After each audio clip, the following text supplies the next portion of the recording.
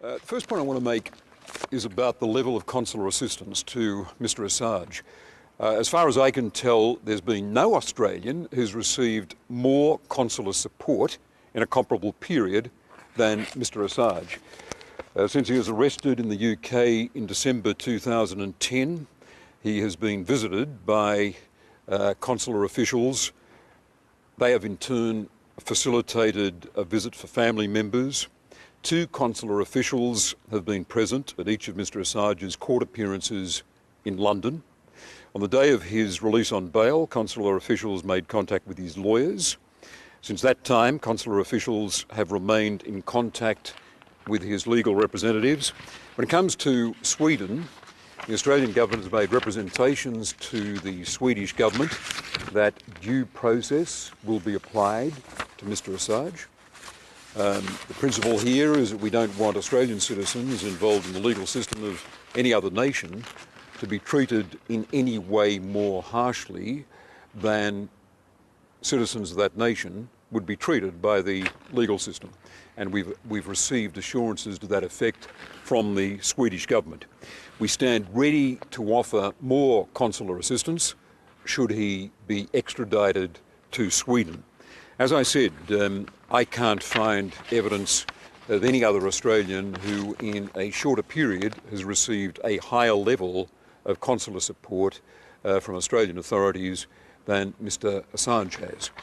Naturally, we can't intervene in a court case in Sweden, least of all one about allegations, charges of sexual assault, if it in fact comes to that.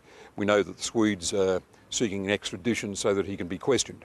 When it comes to the attitude of the United States, in our exchanges with the Americans, including the ones where I've pointed out to the Americans that he's an Australian citizen and his family are concerned about the prospect of his facing extradition, the Americans have said nothing to indicate an indictment is planned.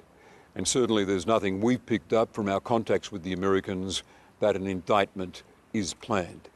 As a matter of fact, it's no more easy for the United States to extradite someone from Sweden than it is to extradite them from the United Kingdom.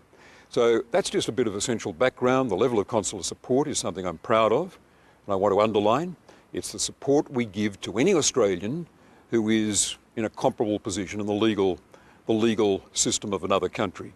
They can count on consular support regardless of the charge they face or its gravity. And we've made representations to Sweden to see that if he is in fact extradited, if he is in fact charged, he will receive due process. Nothing the Americans have said have pointed to a planned indictment. We can't tell them what to do when it comes to indicting anyone, but I have made representations on behalf of Mr Assange and his family, pointing out that he's an Australian citizen and his family are concerned about the prospect, but there is no evidence of a US plan to indict him. He's received more help in a shorter time than anyone else I'm aware of, and the help we give is consular assistance. We don't go into court and argue a case for Australians who are accused of a crime in another country. That's not our function. They've got to arrange their own legal defence. It'd be a huge breach of diplomatic practice and of Australian practice abroad to attempt to do that. I've argued, I think, with a lot of supporting evidence that we've done everything to provide consular support to Mr Assange.